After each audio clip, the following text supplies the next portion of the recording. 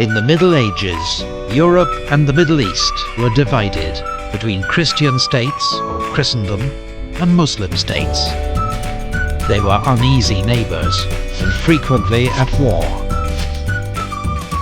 On the front line, the Eastern Roman or Byzantine Empire, the major Christian power in the Eastern Mediterranean. But in the 11th century, a powerful new force emerged that threatened its very survival. The Seljuk Turks, originally from Central Asia, migrated south, converted to Sunni Islam, and carved out a great empire for themselves. In 1071, at the Battle of Manzikert, the Seljuk Turks inflicted a crushing defeat on the Byzantine Empire. They went on to conquer most of Anatolia. Cities such as Nicaea and Antioch, rich in Christian history, fell to the Seljuk Turks. In 1092, the great Seljuk Sultan Malik Shah died, and his empire began to fragment.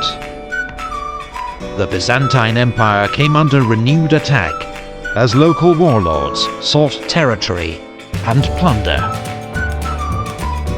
In 1095, Byzantine Emperor Alexius I Comnenus wrote to Pope Urban II, making a desperate appeal for military aid from his fellow Christians in the West. It wasn't the first such appeal by the emperor, but this time the results would be unlike anything ever seen before.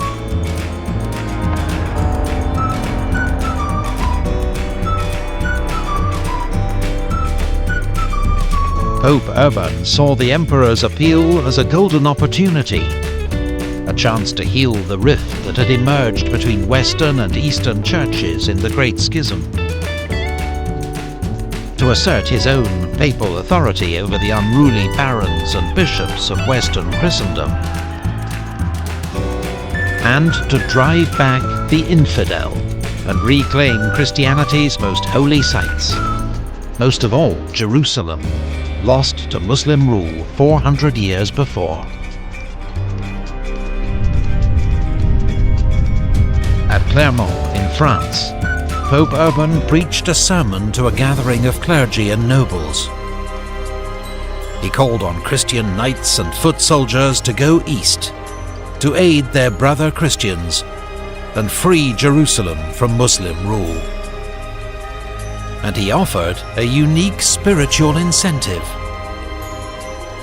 Whoever, for devotion alone, not to gain honor or money, goes to Jerusalem to liberate the Church of God, can substitute this journey for all penance.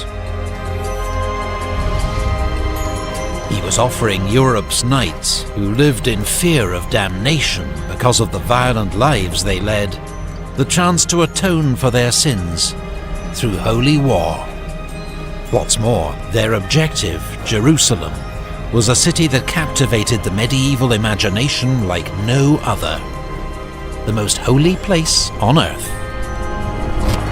The Pope's offer exhilarated his audience. His words were met with cries of "Deus vult!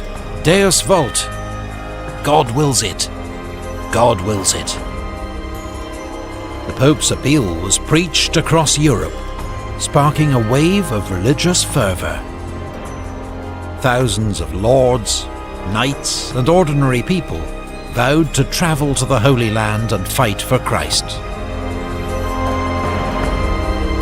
They identified themselves by wearing a cross, later becoming known as Cruce Signatus, Crusaders.